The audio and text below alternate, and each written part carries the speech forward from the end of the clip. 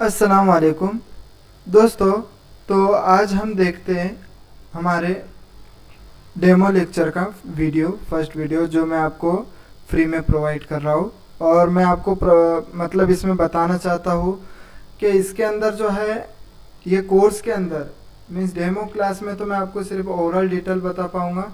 जब हम ये कोर्स लेंगे तो ये पूरा एक 4 दिन का कोर्स रहेगा और एक 12 डेज का कोर्स रहेगा। तो 4 डेज के कोर्स के अंदर हम जो है आपको एक जो इंटरमीडिएट के लोग हैं जिनको ऑलरेडी स्टैट प्रो आता है, कैलकुलेशंस आते हैं थोड़े बहुत, तो उनको जो है मैं और एडवांस चीज़ बताऊंगा इसके अंदर क्या और क्या कर सकते हो। और जो बिगिनर्स है जिसे स्टैट प्रो ने आता है और जो एकदम मतलब बिगिनर लेवल पे हैं जिसे स्टैट प्रो ने आता है, कैलकुलेशन अभी तक करा नहीं है कुछ भी, तो उनके लिए हम 10 to 12 डेज के लिए लेक्चर रखेंगे। तो टू कोर्स रहने वाली है, एक 4 डेज का एक 12 डेज का। तो आप मुझे कांटेक्ट करके हम डिस्कशन करके हम उसके बारे में बात कर सकते हैं। चलिए मैं आपको बताता हूँ क्या स्टैट प्रो के अंदर हम क्या क्या सीखने वाले हैं। स्टैट प्रो या फिर हम ये कोर्स के अंदर क्या क्या सीखने वाले हैं। फर्स्ट मैं आपको बता दूं कि मेरे पास जो है नोट्स हैं एक मतलब जनरल से लेके बेसिक से लेके एडवांस तक मेरे पास 4 मतलब अलग अलग टाइप्स के नोट्स हैं जो कि मैं आपको बताऊंगा लेक्चर के अंदर।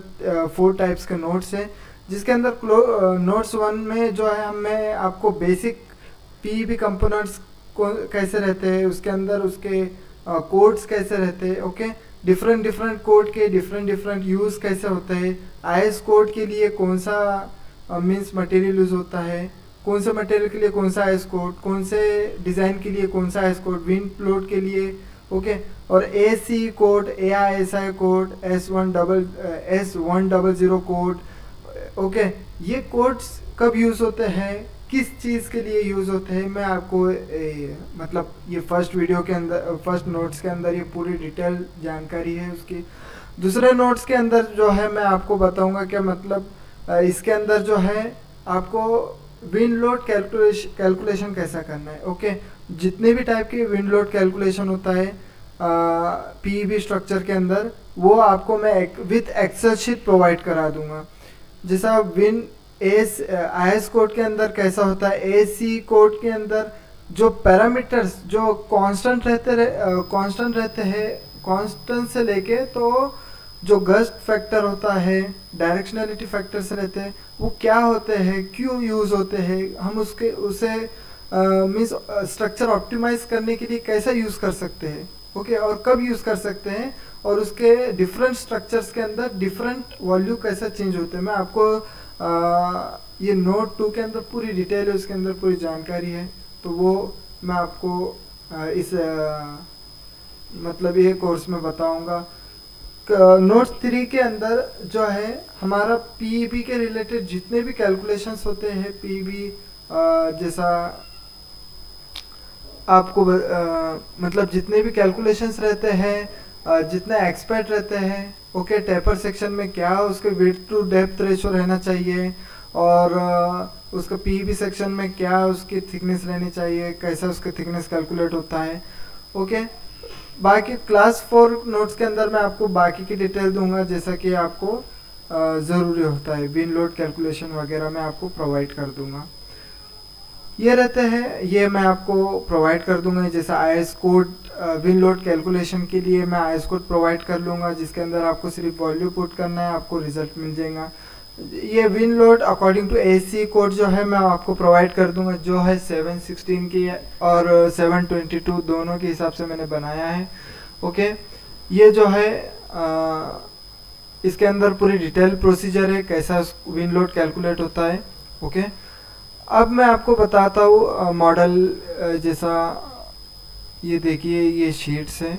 ये शीट एसी के हिसाब से बनी है, तो इसके अंदर पूरे कौन से डायरेक्शन में कौन सी विंड लगेंगी, क्या पैरामीटर्स लेना है उसके कैलकुलेशन, और अलग अलग रूफ पे विंडवर्ड साइड, लीवर्ड साइड कैसा सब डिसाइड होता है, ये सब मैं आपको ये इसके अंदर बता दूंगा। और इसके बाद मैं आपको बताऊंगा कि ये पीईवी स्ट्रक्चर कैसा होता है। ओके, पीईवी स्ट्रक्चर में विंड लोड कैसा मतलब अप्लाई करना है। ओके, अप्लाई करने के बाद इसे एनालिसिस कैसे करना है। जैसा मैं आपको 4 डेज के लेक्चर में तो इतना नहीं बताऊंगा, 4 डेज के लेक्चर में मैं आपको सिर्फ लोड अप्लाइड कैसा करना है, ओके, पैरामीटर्स क्या लेने हैं ये भी बता दूंगा। और फिर उसके बाद इसका पोस्ट प्रोसेसिंग, इसके पोस्ट प्रोसेसिंग में रिजल्ट्स कैसे चेक करना है।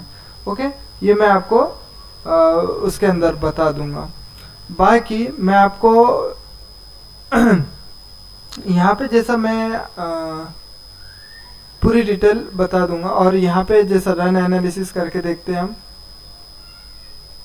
12 डेज के कोर्स के अंदर मैं आपको पूरी डिटेल बताऊंगा, ये मॉडल कैसा बनता है ना, ये मॉडल मतलब इसके पैरामीटर्स कैसे अप्लाइड होते हैं, लोड कैसे अप्लाई होता है, ओके, स्पेसिफिकेशन क्या लेना है, उसको रिलीज कैसा देना है, सपोर्ट कैसे कंडीशन लेना है।